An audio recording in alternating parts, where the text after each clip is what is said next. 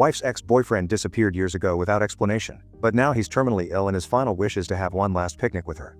But she never knew why he left until he asked to see her again. Hello everyone. My wife, 35F, let's call her Susan, and I, 40M, have been married for 8 years. I've known her even before we were together, during which she was dating someone named Ken, obviously not a real name. We were all part of a choral group in our church. The three of us were actually quite good friends and I genuinely thought Susan and Ken were going to get married/be together for a long time. It was a shock when Susan told me that they're no longer together. According to her, one day Ken just decided that he wanted to move interstate. When asked why, he didn't explain. The next day, he asked Susan if she wanted to join him. Confused, Susan said no since she thought it was way too soon, and she has work commitments. He then proceeded to break up with her, leaving Susan very depressed and confused. According to an information from a friend several months after the breakup, Ken has planned this for a long time, and that he was seeing someone else interstate. However, these were all allegations based on some texts and until now Susan never found out why he left, or why he broke up with her. It was all very confusing. When asked by friends on why they were no longer together, she simply said I don't know. He just broke up with me cause I don't want to move interstate with him. Years passed, we all forgot about it. Susan started to open up to me more and then we started dating. The rest followed. Anyway, yesterday Susan received a call from Ken's mom. She's a nice lady who semi-frequently watches our performances and volunteer during the Christmas carol season. It was all very sudden because we only see her once or twice a year, and she's never called in the past. She told Susan that Ken is terminally ill, and has been for the past couple months. He is in a local hospital interstate. The hospital has a mini Make-A-Wish Foundation run by volunteers, and apparently Ken's request is to go to the national park for a picnic with her. It's all weird, right? I thought it was a bluff too. But it all seems legit. I talked to Ken's mom, and we both agreed that it's odd. Ken's mom said that Susan doesn't have to say yes, she's simply passing on what Ken said.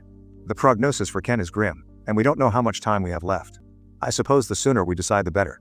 Susan is obviously confused.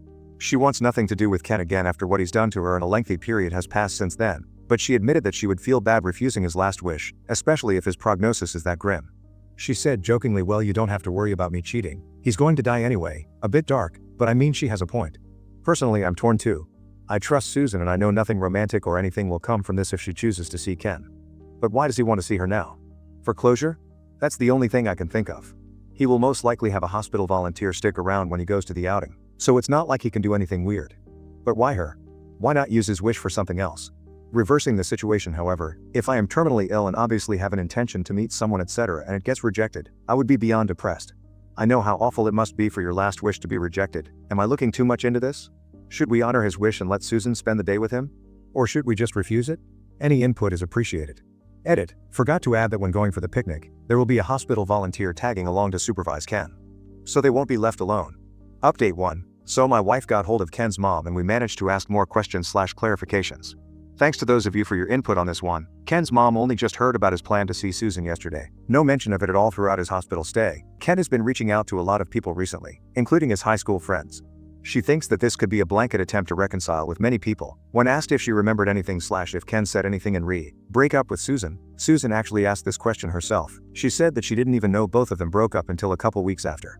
An interesting thing she said is that Ken has always felt that there's nothing much for him to do in the state he was originally from, the state we're in, and that he wanted something different. He may have jumped the gun too quickly, landed a job too soon without consulting Susan. He didn't, and freaked when realizing Susan was not ready to move. Ken's mom thinks this is most likely the cause of the breakup, even though Ken never told her exactly why. They're not very close. Upon hearing this, Susan thinks it makes sense, but she said what he did was still not very nice, because he never told her that he was unhappy with their living arrangements at the time. Even though Ken did well in his new job, it was very stressful and he got into weed/alcohol/heavy smoking. Those contribute to his current illness. It has been confirmed a medical volunteer will accompany him if he does choose to go outside hospital grounds. Since Ken is getting more unsteady on his feet, he will most likely be wheelchair-bound soon. According to her, when asked why meeting Susan in a park was his idea, Ken's mom simply had no idea. Ken is happy for me to accompany Susan to the park/venue, wherever it may be. He is also fine with us meeting him in the hospital, but there is a strict 2-person-a-day visiting rule in place at the moment, so his mom may not be able to look after him if the both of us rocks up at the same time. His mom would like to visit him daily to help with daily living/baths. Ken is reluctant with a Skype call or a phone call in general. Ken's mom stated that his speech is quite slurred at this stage and he hasn't been eating and drinking much lately, so his mouth is dry most days, so it's uncomfortable for him to speak. Writing a letter is not something he can do these days due to him being drowsy from medication/sedated. Dictating would be hard too because see point above. She has been helping him type emails to friends some days. There is a possibility of Ken to be transferred to his mom's home for his end of life if it gets to that stage. Ken's mom reiterates that Susan can decline the offer, and with everything going on in the world she would understand if she can't make it. But she hopes that we would consider it for her son. With this update and conversation with his mom, we're now more inclined to go instead of not going. Still would like some thoughts on what we may have missed, though I think it covers everything now. We will be in regular contact with his mom until we know what's going on. Susan and I did a mini risk assessment and we conclude that this is pretty harmless. She said she still feels apathetic towards him but would still feel bad if she doesn't go to visit. So she would like to go with me now that Ken and his mom said it's okay for both of us to go. Update 2. Thank you Reddit for your input. Susan and I just got back from doing shopping/chores and we had some more talks about this. We actually reached out to a couple of our friends in the Coral group and one of them actually knew Ken's been unwell, just didn't know that he's that unwell. No one really talks about Ken in our group because Susan and I are still there. The fact that he's this unwell has been kept under wraps quite tightly. Susan said it seems like she has the power to make Ken's end of life a bit easier, so she would like to visit him, along with me, and listen to what he has to say, if any, and that's the end of it. We don't know what the logistics will be / when this will happen since obviously it would require a lot of planning from Ken's family as well, and himself, but I will post an update once we all meet him, since there seems to be a lot of interest in this. We've texted our Coral group members to perhaps visit him together when the time is right and restrictions are lifted, and they were all keen to send him off with one last song, The Irish Blessing. We will be reading through the comments and replying the best we could. For those of you saying Make-A-Wish Foundation is for kids, we know this. This is the hospital's version of it, run completely by volunteers. It is only available in their end-of-life care facilities. I'm sure there is a proper name for this and Ken's mom said Make-A-Wish because it explains what they do simply. Why at the park? No clue. But Ken must have said that to the organizer with his mom and she simply relayed it. With him being that sick I'm sure he didn't really care so much about location, as signified by his willingness for a change of venue and for me to join in too. And why did we decide to post this on Reddit? Well, because it's simply a very weird occurrence. It was a joke actually. Susan said Lamal, why not post this on RA and see what kind of interesting perspectives we get? If it's just Ken and he's not dying and he wants to meet Susan at the park out of the blue, then the answer would have been hell no from the both of us. But the fact that he's been reaching out to others, after revelation with his mom of course, and unwell, makes it a bit more complicated. Update 3, we will be seeing Ken next week. The hospital doesn't allow large groups, so it will be just the two of us visiting. The choir group will visit separately. Thank you all for your input, we will make a post with an update on how that goes. Update 4, hi everyone, sorry for the late update, life gets in the way and been really busy. Anyway, I thought I'd make this update for those who were curious about how it all went. The meeting actually went really well. So after a couple reschedules, we drove to hospital to see Ken and his mom earlier this week. We arrived quite early in the morning, around 8 a.m. His mom stays with him overnight most days, so it was good timing for her to hand over Ken to us while she goes back and rest. A Redditor suggested an idea that we brought in a care package for her and we did. It's just a box filled with a couple pairs of warm socks, moisturizer, books, and toiletries. She burst into tears when receiving those. It was such a great idea. Anyway, so firstly we came in together, my wife and myself, and we did a small catch up. It was a slow process since Ken couldn't really speak too long in one go, if I make sense, so it had to be broken up in sections. I asked him if he would like some time alone with Susan and he said yes, so I left both of them alone and went out for a walk / do a bit of remote work on my laptop. I just told her to text me if she needs anything. So I left Susan and Ken for about a couple hours before Susan texted me that I can come back up. Anyway, during this time basically Susan asked what happened to Ken. Why did he move interstate so soon, and was there another motive behind it? Well, the story goes as follows. Ken was working a low-paying job at the time and was feeling like he's never going to get any career progression. Susan and myself knew Ken has always been creative-minded. He got a diploma in film and everything. But what we didn't know is that behind everyone's back, during that time, he was searching for career opportunities in film/animation industry.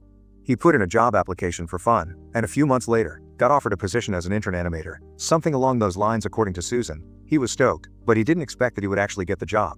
Therefore, he actually never planned anything in advance.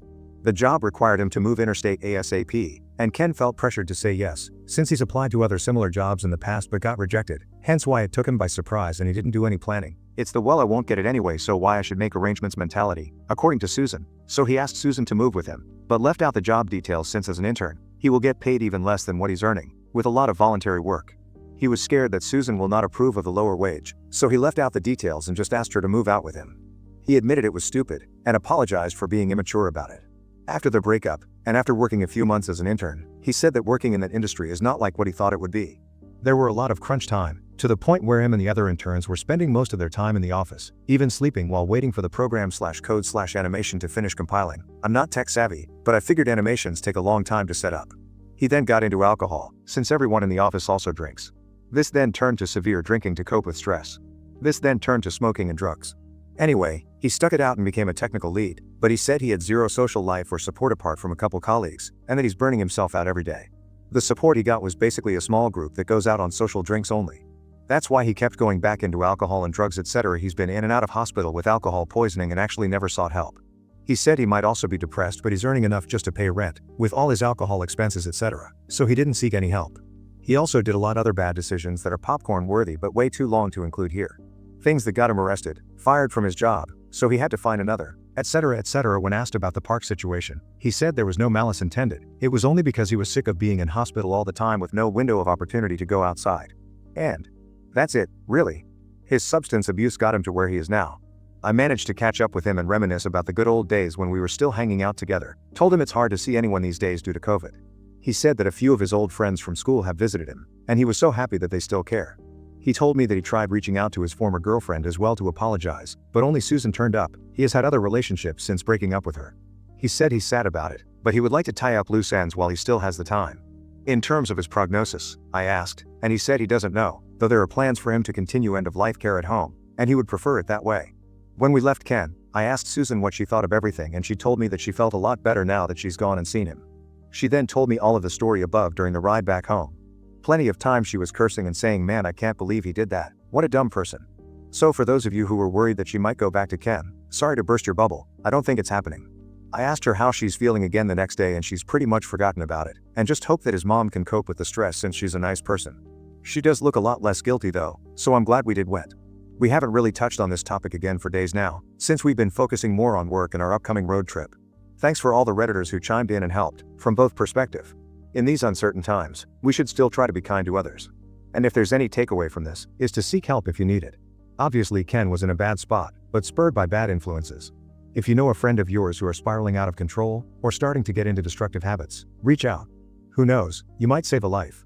Comments where Op has replied. Comment 1. I'm so glad y'all did this. It's very sad, but you both were kind and generous enough to ease the heart of someone dying. Oop, thank you, we're glad we went. Comment 2. Damn, this whole thing was just so interesting to read. I'm glad you went, even though reading the original story I was kind of on the side of people who said you shouldn't go. It looks like she was able to provide him with some peace after all this. The idea that she was the only ex-girlfriend to come see him made me kind of sad, so at least he doesn't have to look back thinking no ex wanted to see him at all. This also made me think how crazy it is how an impulsive decision like that has the power to make or break your life. Like there are probably plenty of people out there who would just say, so it all started when I took this job, dropped everything and moved out here and it was the best decision I ever made. But in Ken's story, it's literally the worst decision he could have made. It reminds me how fickle life can be. Oop, checking in for the last time and answering as many questions as we can at the moment. It is one of those cases where it didn't work out. Even though he made some questionable decisions, most of them in haste and without care of Susan's feelings, I still feel that in the end, he did the right thing by trying to reach out to people to make amends. There was a period where I thought maybe I, or we, as a collective group, should have reached out to him, but the fact of life is that people just sort of drifts apart. It's like when you were in high school and people went their separate ways. My wife and I are not very big on social media, so never really heard any updates from him, and it would be awkward for us to interfere anyway. In the end we managed to reconnect and made him a little bit more at ease at the end of his life, and that's all that matters. Comment 3, is it liver failure?